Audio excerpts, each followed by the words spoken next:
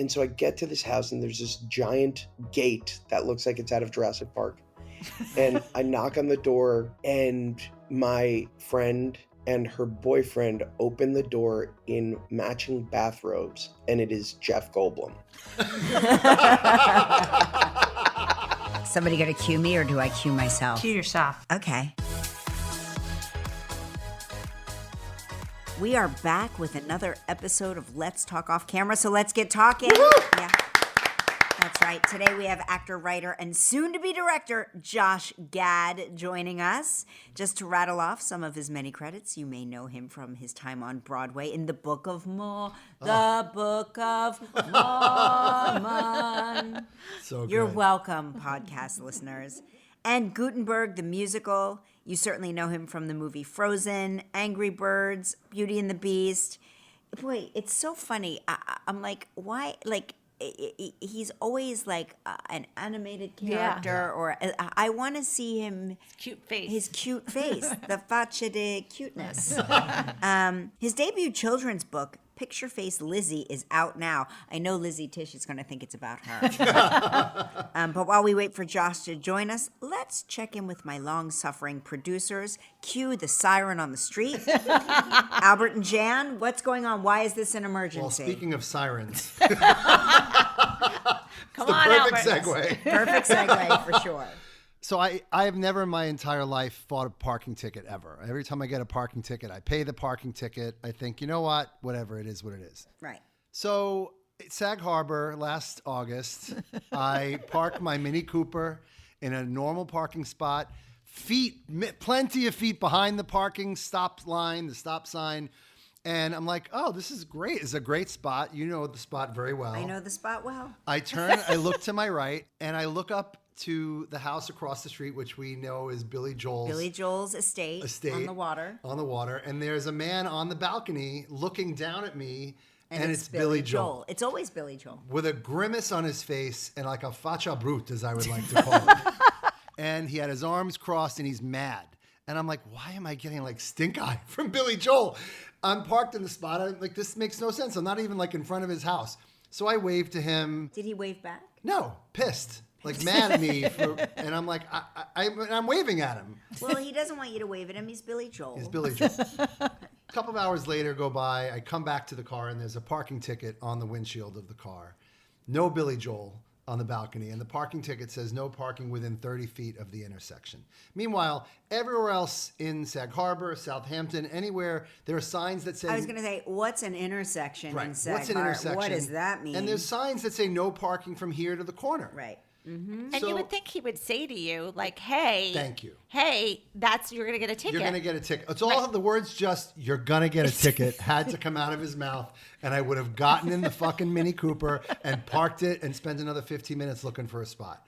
Didn't happen. Why do you think he didn't say that? Because Do you think he people called? think... Do you think he called? Yeah, people the think cops? that he's called the Sag Harbor police. And next thing I know, I have a ticket on my windshield. You know what? I'm going to burn my Piano Man.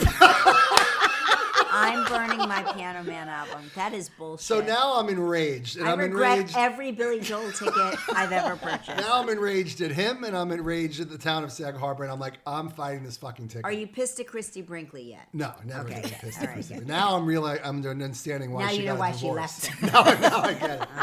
So I try to fight this ticket. I try to fight it online, and there's no way to fight it. You have to go. So they scheduled You the have to date. go to court. You have to go to court. It's the only way to fight it. They scheduled the date. I couldn't make it. They scheduled another date. I couldn't make it because of work. I don't live in Sag Harbor. So finally, I kept pushing it. I must have pushed it like, I don't know, a dozen times to the break that we just had over. So I'm like, all right, it'll be a Tuesday, because it had to be a Tuesday. I'm like, it'll be a Tuesday. Live will be off. I'll be able to work from home. I can go there. It's 9:30 in the morning. I go in. They take my phone. You go through the whole metal detector. I sit down, and there's like 20 people sitting there, and there's something going on at the front, like in front of the stands, and then there's the judge. So I sit down, and I'm like listening to a judge just rattle off a bunch of like, this, you broke this law, and this happened, and this number, this, blah, blah, blah. And then he said, did you understand everything that I just said to you, Mr. Timberlake? So I'm like, And all I see is the back of this guy's head. And I'm like, nah, that's not. There's no world that's Justin Timberlake. There's no chance in hell that's Justin Timberlake. I'm like, there's a man in Sag Harbor. How funny with the last name Timberlake. The judge says, okay, so we're going to adjourn, blah, blah, blah. July 26th, we're going to schedule for you to come back. Does that date work for you, Mr. Timberlake? And the man nods his head and says yes. And I'm still like, how funny that there's a man in Sag Harbor named Timberlake, and I'm watching him at an arraignment right now. So the judge says, okay, we'll adjourn, blah, blah, blah, and we'll come back on the 26th. I watch a police officer walk around the front of said Timberlake, uncuff him. I see a pair of handcuffs come off the guy, turns around, and it's Justin Timberlake. Unbelievable. Walks out, pissed, by the way, walks out of the courthouse. Everyone says, so now I leave. I'm still don't even know. Then the prosecutor comes over to talk about my case. I'm like, I just saw Justin Timberlake walk out of a courthouse and just got arrested for DWI. I'm like, what the fuck is going on? I go and then I'm standing in line to pay. Now by the way, I didn't win the ticket. Of course not. So I then go into the hallway and I got my ticket reduced to $30. Then I'm thinking, $30 to see Justin Timberlake get arraigned? Like, that's not that bad. Yeah, people would have killed top dollar for that. Top dollar for that. People would, that's a I'd have paid the priceless- $75 for the ticket if I knew that was happening. Yeah, right, exactly. But they don't need to know that. They don't need to know that. Right. So I'm standing in line trying to pay this, and I hear the woman over the wall saying, yeah, the judge asked me if I knew who that guy was in court. I didn't recognize him. I'd rather see my mother in court. Only in Sag Harbor. Only in Sag Harbor. Only in Sag Harbor is that this is the level of non-plus that Sag Harbor. Like you've got to actually, listeners, if you get the chance, go to Sag Harbor. It's an old whaling village. It's in the Hamptons, but it is the opposite of everything you think. Opposite. Like people read about the Hamptons and there's all these stories about the Hamptons and they have like an image of it in their heads. Yeah. And when I watch like docuseries or things surrounding the Hamptons, like Summer House or whatever, even I am like, what Hamptons is that? It's like Fantasyland. Right. What you really need to do is like actually experience the Hamptons. It is a farming community. It is a whaling. It's old whaling villages, old fishing villages, old farming communities.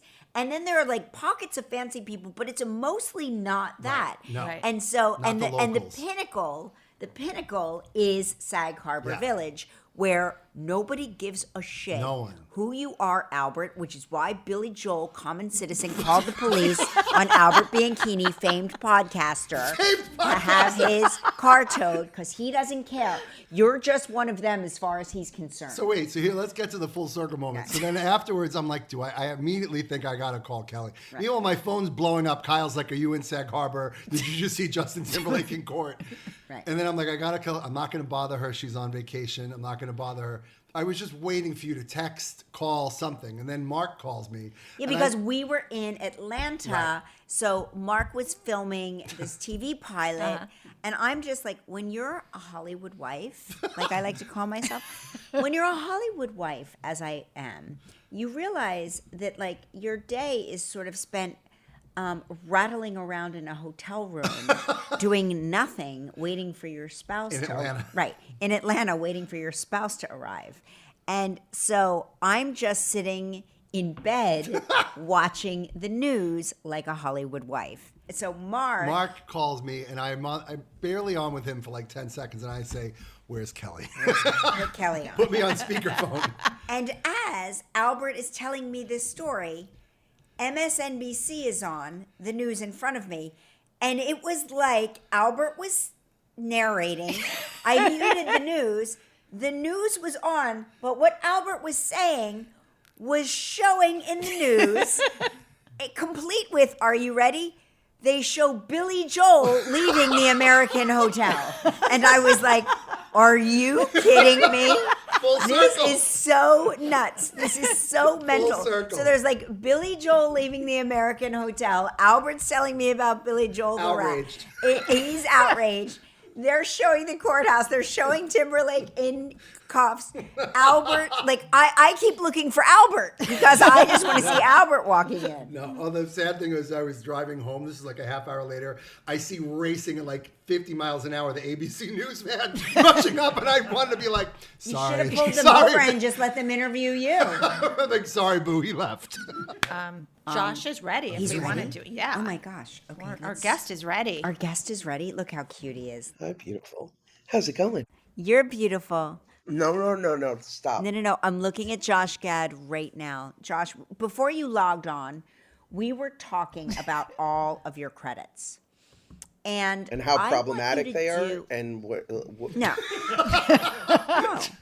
We just want you to be take ownership of the what I've done. full the full face of a movie star. Like enough hiding behind animation, Okay. enough of ensemble casting. Okay. I want you to be like the next James Bond.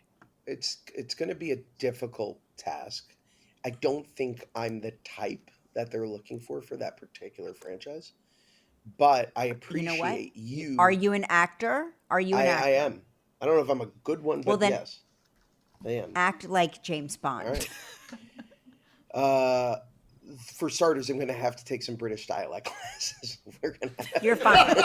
You can do it. Okay. I know you All right. can. Great. So before we get into everything you've got going on, Mm-hmm. Jan told me something that fascinated me, and I was very jealous. You saw SpaceX launch like right from your It's backyard. the craziest experience I've ever had. Okay, tell me Well, everything. Well, it was so funny because I was over at my friend Andrew Major's house.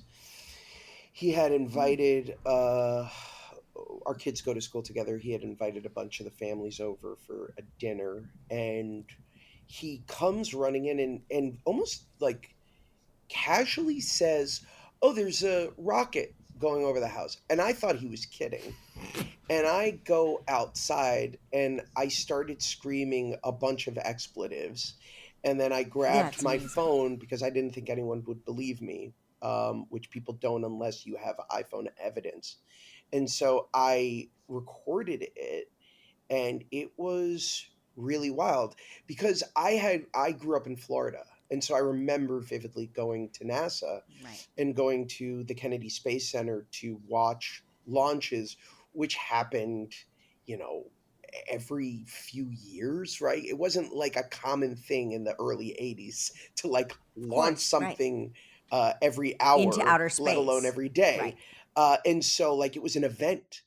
And so to now sort of just like casually walk outside and see just it's so profoundly beautiful, like the actual rocket, Mhm. heading toward space is just such a beautiful image and so humbling, and at the same time so disturbing in a way because it made me realize that like we're now at the point where we're basically launching metal objects into outer space like on an hourly Yeah. basis, and that's a little bit Yes. concerning. Like it feels like we're done polluting Earth, so we're like, let's see what we can do in space. So let me tell you about that because I was at a dinner party in Palm Springs. Okay, forgive me if it sounds bougie. Okay. And it was mostly people my age, so it was like older people. And then there were these two young kids, like, my kids' ages, like, in their mid-20s. And I said, so what are you two up to? And Mark said, "Oh, you're gonna love he's like, you're gonna love what they do.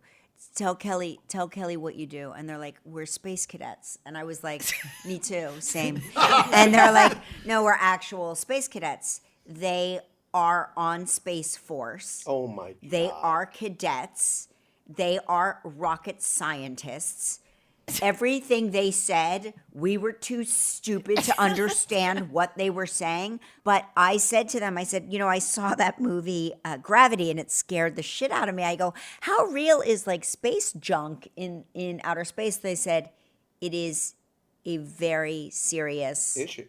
problem. It's got to be that just because if you keeps look, them awake at night. yeah, if you look at the amount of objects we're shooting into space, there are thousands of objects in orbit right now. Isn't it funny how we went from like space cadet being an insult when we were children to like now a badge of honor? Now being the highest praise. Yeah. I bring up outer space because my publicist's name is Lauren Schwartz, and I greet her when I see her, which is never because I never do anything. But if I were to ever see her again, I greet her by saying, "I see your Schwartz is as big as mine." And she's so much younger than me, she has no idea what I'm talking about. So she's like, yes, you always say that. The Spaceballs sequel, you're developing it, you're starring in it, you're producing it, you're writing it. Is it happening? What can you tell me? I've never been more excited about anything I've worked on. The script is everything I think we hoped for and more. I wrote it with these two guys, Dan Hernandez and Benji Samit. And it is truly in every way, shape, or form a love letter to not only Spaceballs but to all things Mel Brooks. It is very much a sequel with a capital S, and there we have a lot of surprises in store, and that's without getting shot by Amazon Space Force. I will Yes. have to leave it there, but I will tell you that things are progressing very quickly, and we're very excited. And Mel is incredibly involved. And I'll share a funny story that I haven't yet shared, but basically early on in the process, because Mel wasn't necessarily at the time up to date on all of the latest Star Wars films. When we Right. were pitching him the original conceit for what we wanted to do with the film, at the beginning, he goes, I'm just telling you now, I want you to really go into detail because I don't know a lot about the new Star Wars films. And I said, okay. So I pitch for 40 minutes. It's like literally like I am a combat vet, just going to war in front of one person. I'm sweating. I am like getting into every line and every beat and every comedic set piece, every reveal, and I'm painting all of it, and I'm speaking to like how this speaks to a certain Star Wars moment, and etc. And there's silence, and at the end of it, he goes, "Wow, Josh, it really sounds like you've got your finger on the pulse."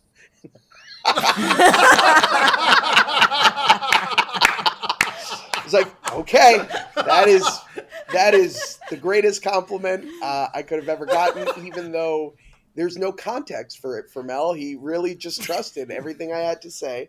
But it's been incredible.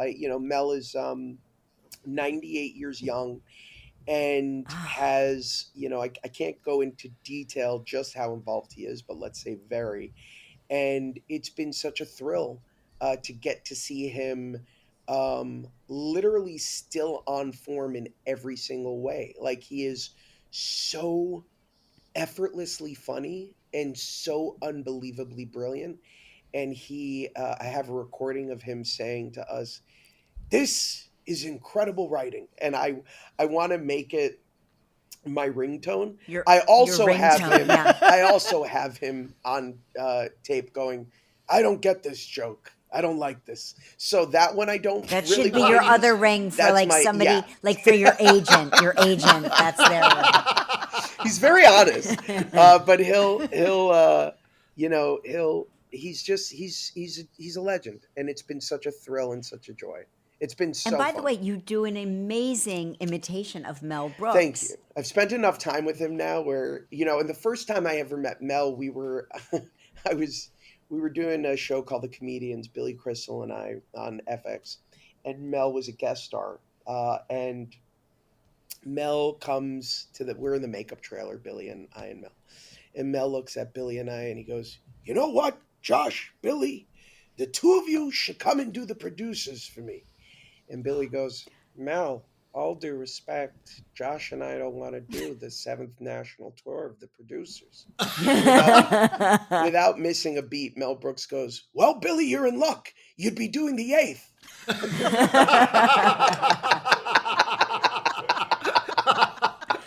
How about Josh going from Billy to Mel It's unbelievable. seamlessly? It's unbelievable. How many imitations do you do? Is it everybody you meet, or are you just always a brilliant mimic? I love imitations. I joke that like I have so many useless imitations. Like I unfortunately have so many imitations of people who are no longer with us. Like I do a killer Phillip Seymour Hoffman, but there's no appropriate place to do a Phillip Seymour Hoffman You can impression. do it here. Oh, You is can this do a it safe here 'cause space? This is a safe space, and also I've always wanted to interview him. Can you tell He me was what it was truly, like? truly one of my idols. What was it like to work on The Talented Mr. Ripley? You know what? I'll tell you. There's Matt. You know Damon. He and I we had such a good time, but you know we were also in Italy, and there's a lot of good food. So for my SNL audition years ago, It's I did. incredible. I did an impression. I did Phillip Seymour Hoffman doing his monologue from Mission Impossible 3, and I started off the audition and I go, "You have a wife, Ethan, or girlfriend. I'm gonna hurt her, and I'm gonna hurt you in front of her." And then I did the whole thing as Phillip Seymour Hoffman doing that monologue as Truman Capote. So he's Oh my God! Please, I'm begging you. He's like, I'm begging you know what, you. JJ? I want to try. I want to try something a little different. All right, I'm gonna try something a little different. You have a wife, Ethan, or a girlfriend. I'm gonna hurt her. I'm gonna hurt her in front of you. I did not get onto SNL, but it's good, But what is wrong with SNL? I mean, right? thank God because you are where you are. But what is wrong with SNL? You know what? To pass you up. It's a real sore subject. I'm now working with Lauren Michaels. I'm going to direct a movie about Chris Farley, the brilliant late Chris Farley. I've been meaning to ask him this question now that we're partners. What the hell is wrong with you, Lauren, that you didn't hire me? Yeah, exactly. But I haven't quite built up the courage yet. You know, I met Chris Farley. I screen tested for a movie called Tommy Boy. I love a movie called Tommy Boy as if like no listener knows what that is. Because when I auditioned for the movie, it was called Billy the Kid. I So know I that always- title very well. Yes. Right. And do you know why he had to change the name to Tommy Boy? No. Because of Billy Madison, which was coming out around the same time. Right. They were two SNL stars coming out with movies simultaneously, and Movies with Billy in the it would have title. been very confusing to have Yes. two Billy titles. But yeah, Tommy Boy is it was like a seminal movie for me. It was, Chris was truly one of the performers that inspired me to want to do what I do. The way he used his body is like akin to Charlie Chaplin, where Yeah. it didn't even matter what he said or how he said it, which happened to be brilliantly and effortlessly funny. It was the fact that he could weaponize his body in a way that would make everybody just fall on the floor laughing, even if you didn't speak English. Right. It's a universal comedy. And I'm really excited about telling his story. It's I think going to be very special. I can't wait. I'm really looking forward to it. And he was just he was just so kind. You know, Ugh. when you're like starting out in show business and somebody is kind to you, it's like you take it with you forever. I'm sure. It's stuff you don't forget, you know. And Paul Walter Hauser is The guy is genius casting. He's incredible. Paul is one of my favorite working actors right now, period. But I think we've only skimmed the surface of what he's capable of. And I really do think I that this agree. is going to be such a breakout performance for him on the big screen. He he channels Chris in a way that brings Chris back to me, to all of us. And I just can't wait for people to see him do it in this way. All actors know who he is, but a lot of the American public, they've seen him in things, Correct. maybe, but they don't necessarily know his name, or he's just. That's it. He's an incredible character This actor. role will break him. I think so. I think this is going to make him a household name. I certainly hope so. That's my intention. Yeah, Mark worked with him. Remember when we all had dinner together in California? The best time. And your babies were babies. Your babies. My babies are no longer babies. They're now. I know. They're now little assholes. They're no longer babies. Yeah, you're in it. How old are they? 13? 13 and 10. And I took my girls last night to watch Inside Out 2. And it was really revealing because we all left and like you could see all of the little inner voices in all of our heads, like playing out a la Inside Out 2, where we were all thinking the same thing, which is like, oh God, each one of us is at the phase that, specifically my 13-year-old is literally Riley right now.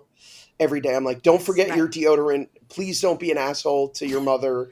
And like, it's always. How's that working? Does it work? She is. I will tell you that my girls are. I'm obviously very biased, but they're the two sweetest angels. But man, is it Jekyll and Hyde. I grew up one of 3 boys, so the whole the whole process of living in a household surrounded by estrogen is very new. And yes, God, you are surrounded by it. I even have a female dog. So it's like oh my God, I am very much in it.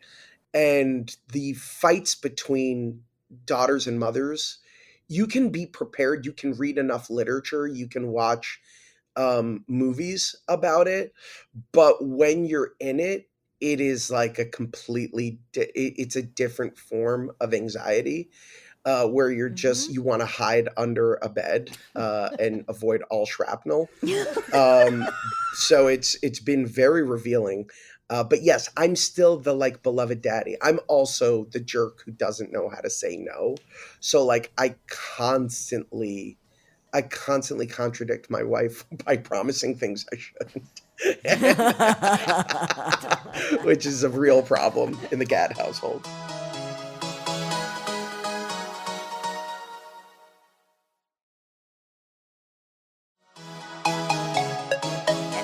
I understand, like, at a certain point, kids' parents are not cool, but I would think growing up with you as their dad lent a certain coolness at certain phases of their lives. So it's interesting, at certain phases. So I definitely have street cred with them, but I lose that street cred every couple of months or so. So like, it is not a cool thing that I'm Olaf to them. That has no bearing. If anything, that hurts my status with them. They would much rather I be friends with Taylor Swift than be Olaf. That means nothing to them. And are you friends with Taylor Swift? No, I'd like to be, but I'm not currently. But yesterday I'm driving them to the movie theater, and they've been watching Dance Moms, like catching up on Dance Moms, which is like classic. And they started going on about Maddie Ziegler, and I was like, "Oh, Maddie's great." And they're like, "You know Maddie?" I'm like, "Oh yeah, we follow each other on Instagram." And they go, "You and Maddie Ziegler follow each other and know that one another exists?" I'm like, "Well, presumably, unless she has like a person who's following me for her and communicating with me for her." And that just blew their minds. They could not believe. And then like same thing with Gracie Abrams. I'm like, "Oh yeah, I worked with Gracie's dad." They're like, "You know Gracie? Gracie knows Taylor. Do you know Taylor? Can Gracie connect you to Taylor?" I'm like, this is not a question I'm willing to ask at this point in my relationship with Gracie. But I'm glad that it's given you, once again, a reason to actually look at me and not look down at your iPads. So it's a very tenuous sort of cool factor, but it exists. Are the girls your inspiration behind the book Picture Face Lizzy? 100%. So it's a fascinating story how I ended up writing this book. I had COVID for the first time in I think March of 21, or was it March of 22? March of 22. And then it was fine. I took Paxlovid and knocked it out. And then a couple of months later, 2 months later, I unfortunately went to my nephew's funeral, and I got hit with a second bout of COVID. And I said to my wife, because the first time she made me live in the guest house for 7 days, like I was a leper, and I was not allowed to like even look at them unless I was Mm-hmm. like 15 feet away at all times. And I was so depressed, and I just basically watched all like the last 3 seasons of Better Call Saul. And I was like, I cannot do that again, so I'm going to check into a hotel, and I am going to lock myself up for the next this 2 month later bout of COVID. So I checked into the Bel Air hotel, which infuriated my wife. Hotel Bel Air. This story is so relatable. She was like, "You did what?" She's like, you couldn't do the fucking Radisson? You're going to Hotel Bel Air? What?" And I was like, "Look, I'm sick. I need luxury at a time like this." And so I felt really guilty, and I'm like, "Oh man, I got to make this count." And I sat down and I started having like literal fever dreams, and I started thinking about a book inspired by my girl's obsession with TikTok, and that obsession being driven by the fact that they are not allowed to have TikTok, and Good boy. and their resentment and their desire to convince my wife and I to give them TikTok. And I really tried to get into under the hood of their brain and imagine being surrounded by other people who all have this thing, and being the one person who doesn't, and what that must make you feel like and what that must mean. But I also started to think about the things that they do have that I don't think they give themselves enough credit for. And what I mean by that, my daughters both have such active imaginations, Kelly. They are so unbelievably brilliant at creating things with their hands, creating things with their minds. They have such a tenacity for art and for singing and for all of these things that I think that they just take for granted, and at a certain point think of them as boring because they're just like things that they can do, so they don't become things that they should do. And I started to write a book about that called at the time it was literally about TikTok. And I handed it in to my editor, and she goes, "This is brilliant, but what if you were to create your own version of TikTok? Something that reflects that, but isn't literally that." And I was really inspired by that. And so I created this thing called a Picture Face Lizzy. And a Picture Face Lizzy is essentially a technologically advanced doll that does everything. It quite literally takes pictures with its eyes. It comes in different themes. So you can have a medical Picture Face Lizzy. You can have an adventure Picture Face Lizzy. You can have any number of Picture Face Lizzy. And I created this girl who's an amalgamation of both of my daughters, named Eve Tanya. And Eve goes to school with a bunch of kids who all have Picture Face Lizzies. Some of them have many Picture Face Lizzies. She has one wealthy friend who has a flying Picture Face Lizzy. And everybody takes their pictures from Picture Face Lizzies and puts it on their Lizzie portals, and then they share them digitally. And so it's like a community that if you're not involved with it, you feel left behind. You're not in the party. You're not in the party. Quite literally, she goes to a Picture Face Lizzy themed party at one point. And so she does a PowerPoint presentation to her parents where she tells them why she deserves one, why she needs this, and convinces them. And they give it to her with the caveat that they want her to be able to have this but they don't want her to lose herself in the process of having it. And at first she becomes completely consumed by all things PictureFace Lizzy. And then the more time she spends with this thing, the more she realizes how much she misses little things that she's not doing anymore. And the second she puts down the PictureFace Lizzy, her friends become very curious as to what she could be doing that's more stimulating than playing with this doll with them.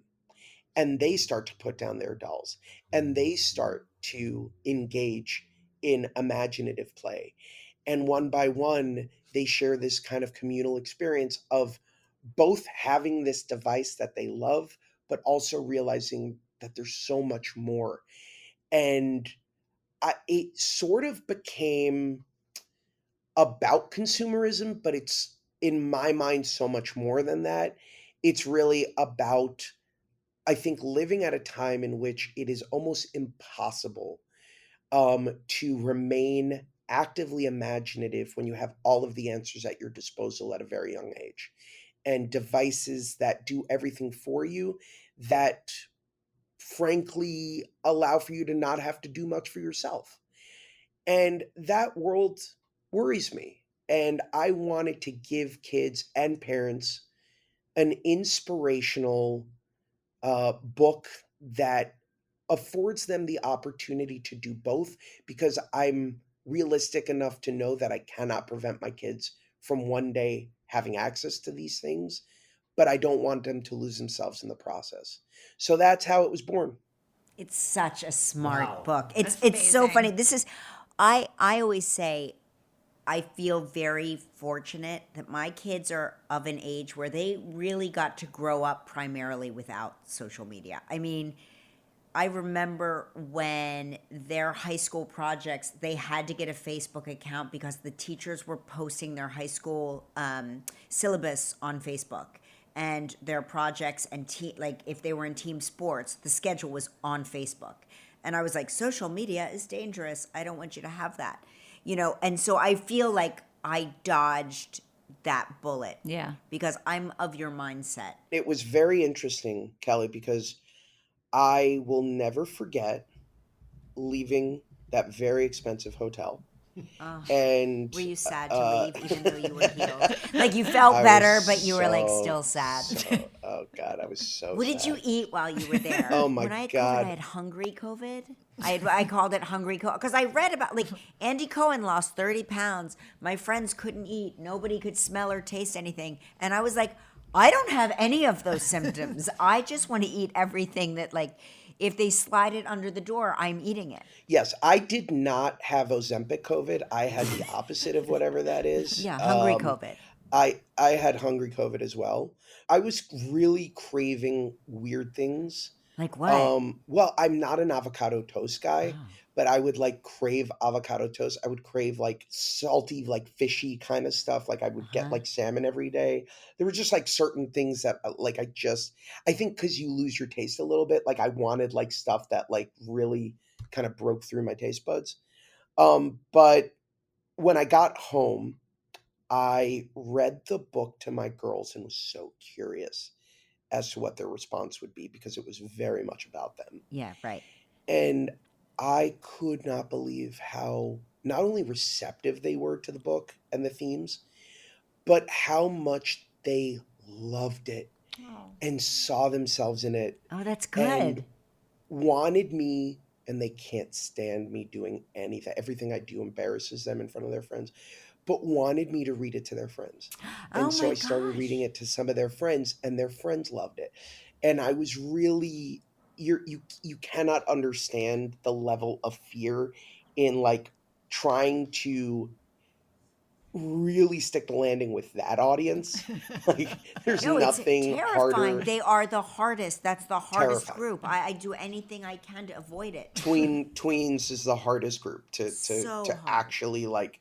They're not going to bullshit you. They will be very honest, and they all loved it. And I knew at that point that I had really cleared the biggest hurdle. Yeah. Because I never wanted this book to feel pedantic. I never wanted it to feel like it was belittling. I want people to embrace it. I want kids to embrace it. And you also have your memoir coming out in January. I do. In Gad We Trust. Yes. I was, for whatever reason, also approached to do a memoir, which makes me think that the publisher knows something I don't know about my life expectancy. And so I kind of wrote a book proposal, and it has become a 200-page book about my life called In Gad We Trust, a tell some. Tell And some. the book is very much about not only my experiences and life lessons. And I had a very strange childhood. My father owned emerald mines in Colombia, South America. It was the weirdest thing ever. My parents got divorced when I was 6. Shit, so did your mom not get any of the good jewelry? Well, interestingly enough, separate from my father, my mom was a jeweler in South Florida when I was growing up. But like, my dad was not the best influence, and so like he once like had her like hide actual precious gems on her body leaving Brazil, and she was like taken by the authorities off the plane, and like literally they had to extract her. I had a crazy childhood. Wait, where did she hide the gems?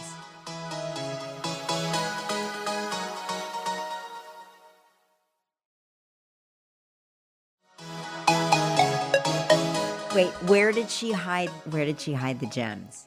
No comment. You'll have to read the book. But my childhood was like a Jewish Narcos. Like it's crazy shit that nobody knows. And I was finally sort of ready to rip the Band-Aid off. I have an incredible mother who was a single mother who literally at a certain point, after college, I was so tired of rejection that I told her I was going to go to law school. And I was thinking like my Jewish mother was going to be so excited because both my brothers went to law school, became lawyers. Instead, she started crying and she said to me, "You've spent 15 years dreaming of doing this and only 2 years living out that dream. I think that that's cowardice." And so, like a couple of weeks later, I booked my first big break in a Broadway show called Spelling Bee, which I never would have auditioned Right. for had it not been for her.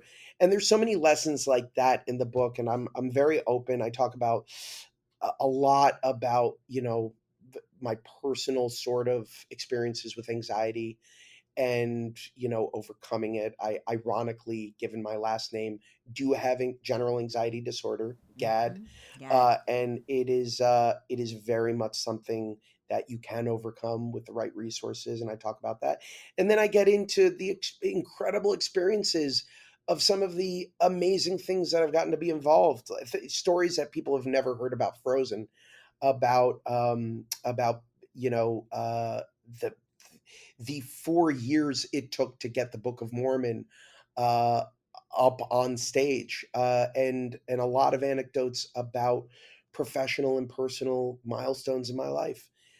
So very excited about it, and the last year has been really interesting in that it's given me an opportunity to do a bunch of things that I hadn't previously done, and a lot of that was frankly about writing. So it's You're a been great. writer. You're a writer. I'm a writer. I even have a comic book out called The Writer. So I'm really dabbling in like so many different things, and it's been very stimulating. And do you think the writing and that creative aspect, do you think that has flourished more recently? Because I have a theory that the older your kids get, the freer you are to, like, when your kids become more independent, you as a parent have more time to actually focus on things like sitting down and writing a book or sitting down and writing a screenplay. I think that that is 100% accurate, but I would Yeah. go further and say, because of my kids, I finally have something to write about. Because of my experiences, I'm finally at a place in my life where I feel like I am worthy of your time, and my words actually have something to say. Whereas I think in the past it would have been a bunch of empty calories. Being 43 now, I have perspective. I have enough chapters in my life, both good and bad, that I can pull from and hopefully offer anecdotes that are, if not meaningful, um, give you an opportunity to sort of challenge things in your own life, or use it as a point of reflection. And so it finally felt like I was at that point where it was like, okay, I never would have thought myself worthy to sit down and write something. But I've always been in love with writing. Years ago, for whatever insane reason, I was approached by USA Today to have my own column, monthly. And I did that for a little while, and I really loved it. Back when I was on the Daily Show, I Uh-huh. used to get to write my correspondent pieces. So I've always loved writing, but again, I now feel like I have perspective, right? I think, when it comes to screenwriting, I don't think I could have written Spaceballs, for instance, even 5 years ago, and had it come out the way I wanted it to now, because I have been able to experience so much in the way of creating content that Mm-hmm. I now know what I like, and what hopefully people like, that I have a greater perspective on, my idols like Mel Brooks that I can pull from. And so I think it's a culmination of all of those things that leads this to being the prime moment of my life to be doing this kind of work. Now, I've read that you were writing, and this is a while ago, a twins sequel, like a triplets, right? Is that true? Well, that was the first screenplay I ever wrote. So I years and years ago, man, it would have been over 10 years ago. Okay. I had approached the brilliant late Ivan Reitman, um, about my obsession with twins. It was one of those movies that really just, was one of those first films that I remember watching and being like, oh my god, I want to do this one day.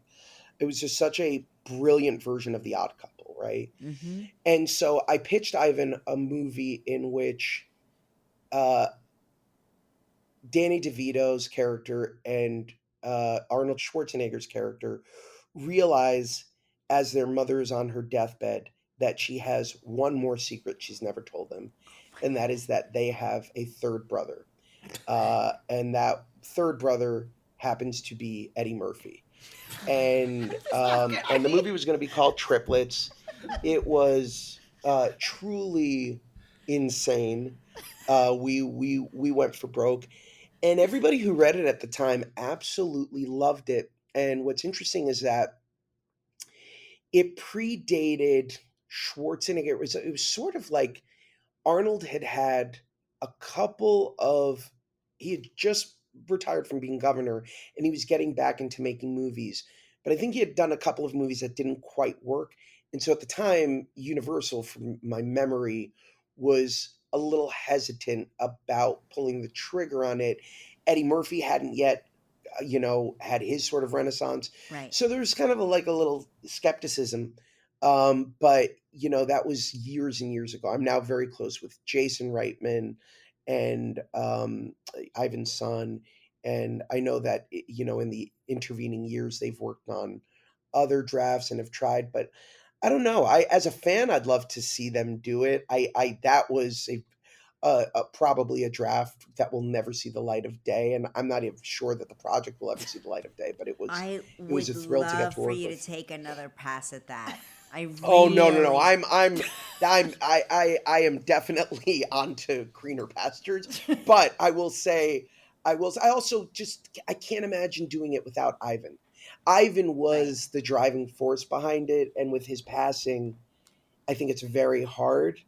But Danny and Arnold, just they could read the phone book together and they'd be hilarious. And from what I understand, they're still working towards some kind of project to reunite them. Yeah. So we'll see. We'll see. It's so funny. Do you know Stan Rosenfield? He's Danny DeVito's publicist. He's like old I don't know school. Stan He's Rosenfield. he's very funny. He's like old school PR guy. And he's worked with him since the beginning of his career. And he represents Clooney and Bob De Niro and like just all the big guys. Stan Wow. does. And I said, Stan, you work with so many famous people. Who, of all the people you work with, like, what's the biggest challenge? And he goes, oh, Danny's the biggest challenge because Danny is instantly recognizable.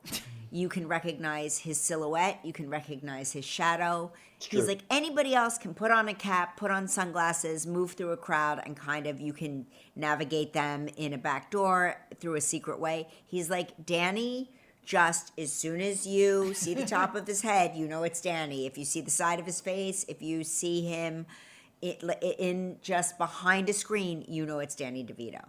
So That's 100% accurate. Yeah. That is so funny. I've never thought about that.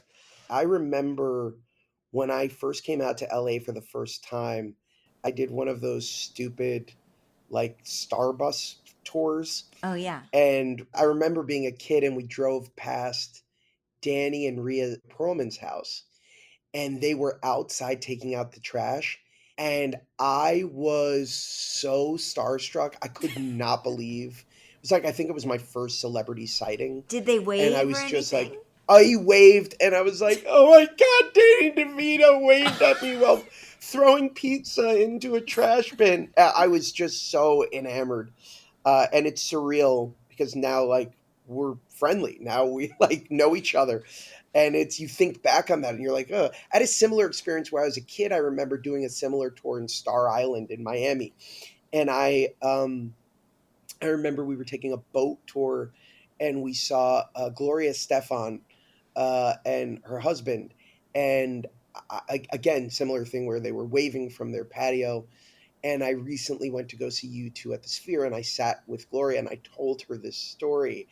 And it was just so surreal because you're like, you have this image as a kid, especially when you dream of doing what we do, right? And you would know this better than anybody because you've met everybody and their mother. Yeah. But it's like, it is surreal sometimes that we get to share such commonality with those people that we once looked up to and said, oh God, I wish I could be in a room with them, but I'll probably never have that opportunity. It's really Yeah. amazing. It's like Yep. something that I constantly have to remind myself every day how freaking lucky I am that I get to do this and share experiences with such iconic people. It's really true. I mean, I pinch myself once a day. Do you do a Danny DeVito impersonation? No, that's one I don't do. Should I? Should I, like, work on that? Yeah, I think work on it. I think he's got a pretty distinctive voice. I All heard he right. did a Jeff Goldblum. Do you do a Jeff Goldblum? Because Kelly's son I loves do. My son do. is obsessed with Jeff Goldblum. Obsessed. Do you know what's so funny? This is in my book, so I probably shouldn't preview this, but I will. I had a girlfriend from college who was, when I had just arrived in LA out of school, who was like, hey, I saw that you're out here. My boyfriend and I would love to have you over. If if you have nowhere to go, just come chill with us tonight. So I was like, oh, cool. And it was back in the day. So she gave me the address and it was back in the day before you had like maps on your phone or anything. So I used one of those Thomas guides where you would Yeah, of like course. have it like a giant book in your hands. I'm surprised more of us didn't die driving. Yeah, of And course. he lived in a real place called Mount Olympus. That is not just where Greek gods live, but where Hollywood gods live. Yeah. And so I'm driving up on this rainy night. I'm like 23 years old. And I'm like, who the hell is her boyfriend that he lives in, like, a mythical god, A kingdom. land, Right. a kingdom. And so I get to this house and there's this giant gate that looks like it's out of Jurassic Park. And I knock on the door and my friend and her boyfriend open the door in matching bathrobes, and it is Jeff Goldblum. And they invite me in. He's like, "Oh, hey, you must be Josh." And I'm like, "I am Josh. You must be Jeff Goldblum." I know this because I know your work. So I go in and it's the most surreal evening of my life where basically like the two of them, they have this weird sort of triangular seating arrangement where the two of them are sitting in like these cushion chairs, and I'm at the point of like on the other end, sitting opposite them. And Jeff proceeds to engage me in a game of call and repeat acting, something called the Meisner technique. Yes, the And so Meisner technique, right. so he starts saying words and having me repeat them. And like, I'm pretty sure his ball sack wasn't hanging out, but was pretty close to it. Hanging out of and I'm like, his robe. yeah, of his robe. And I'm like, I thought I was in an episode of Punk'd. I was so confused as to what was happening. And at the end of this very surreal exchange, he looks at me and he goes, "You're very good. You should come audit one of my classes." And I was like, was I invited over here to give Jeff Goldblum another student in his Los Angeles acting class? It was such a surreal, well, like, welcome to Hollywood moment. I mean, and I'm just one of my favorite actors of all time. But for the fact that I had just literally graduated college with quite a lot of debt, was not prepared to do more acting classes, but was thrilled to get a personal invitation from Jeff Goldblum in a bathrobe in his home. in his home. In his home. Yeah, surreal. I mean, I cannot wait to read this book. But you know what? I'm going to send you a copy. I'm going to send you a copy. No. Look, listen to me. It is all about book sales. I wrote a book, so I know the import of book sales. I'm going to pre-order one from Amazon, but on Pub Day, I'm going to go to a mom and pop bookstore. I know now, because I've done this, I've been down this road, I know which bookstores the New York Times bestsellers list counts. Ooh. Because they only source certain. You and I, we're going to have a conversation off. I would love this. Off. I podcast. want to come on your show when my book comes out. I want to come on. Of course. Do you remember when we hosted your show together? How much fun we had? Yes, of course. It was so fun. I remember like us trying to get you back like 1,000 times, and you were it was so sweet. Making a movie, doing a movie. We tried to get you to like be my permanent host, I think. Well, Ryan Seacrest was much more easy on the eyes, which I understand. No. I remember your agent was like, he's a movie star. They were like, at least someone thought so. With That's all due respect, Kelly. It was like, tut. It was literally, they were like, Kelly. No, Kelly. Yes. Who should we ask? Should we ask Kevin Costner if he too wants to be your co-host? You did right. You did well, and you and Mark are so good together. Oh, thank you. It's easy. It's easy with him. It's like I know every word that's about to come out of his mouth. It's the cutest thing to watch. I love it. He's the best. Thank you for being a part of our humble podcast. We want to remind our listeners to check out Josh's children's book, PictureFace Lizzy. And don't forget, dear listeners, don't forget to pre-order Josh's memoir, which is out in January. In Gad We Trust.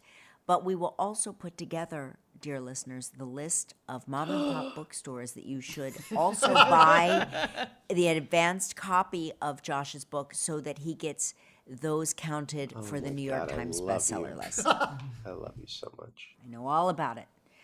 Thank you for joining us today. Josh Gad, everybody. Give my love to the girls. Do the same. Give my love to Mark and I will. Okay. Bye. Come on, Albert. Well, that's it. That sounded Don't nasty. sound hostile. Don't forget to listen, rate, and review us on Apple Podcasts. Bye, everybody. Can't wait to talk off camera next week. Woo!